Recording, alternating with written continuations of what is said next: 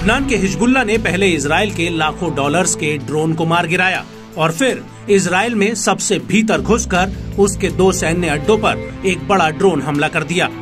Hezbollah के ये वो हमले हैं जिससे इजरायली सेना को अभी तक का सबसे बड़ा झटका लगा है।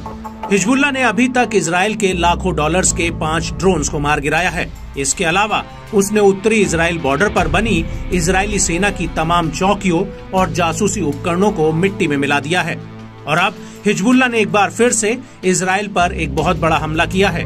दरअसल हिजबुल्लाह ने ऊपरी गैलिली पर लेबनानी बॉर्डर के पास बसे मरगैलियट इलाके पर दर्जनों रॉकेट फायर किए हैं।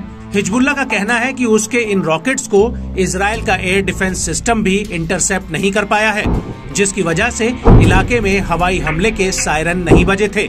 वहीं दूसरी तरफ इजरायली सेना ने इस हमले को लेकर अपना आधिकारिक बयान जारी किया है।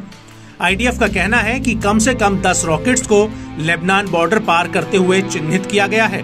वहीं दूसरी तरफ इजरायली मीडिया का कहना है कि इनमें से एक रॉकेट की वजह से मुर्गियों के एक बेड़े को काफी नुकसान हुआ है, जबकि अन्य रॉकेटों की वजह से इलाके में बत्ती गुल हो गई थी।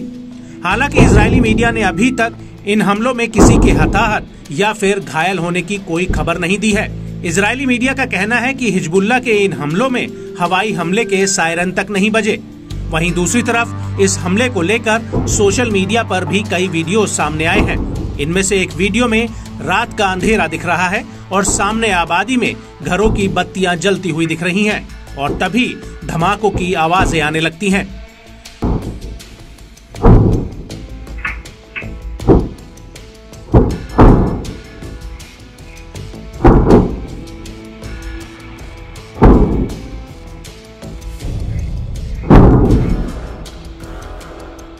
एक ऐसे ही दूसरे वीडियो में एक मकान दिख रहा है जो हमले में क्षतिग्रस्त हुआ है।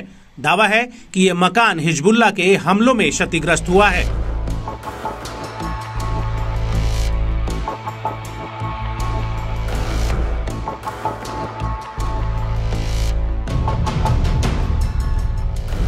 आपको बता दें कि हिजबुल्लाह ने जिस इलाके में हमला किया है वो किरियत शमोना के बेहद ही करीब है और किरियत शमोना पर हिजबुल्लाह पहले भी कई ड्रोन और रॉकेट हमले कर चुका है।